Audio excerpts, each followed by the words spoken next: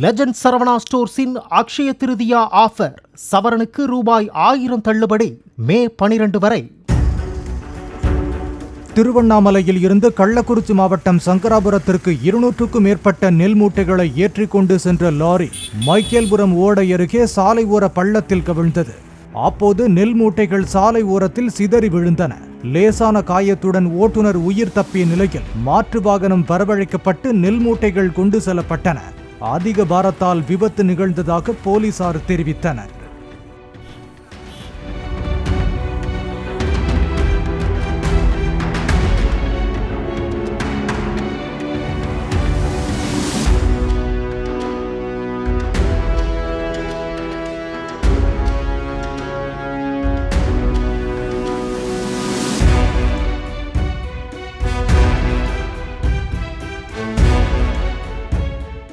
Legend Saravana ஸ்டோர்ஸின் Akshaya Tritiya offer.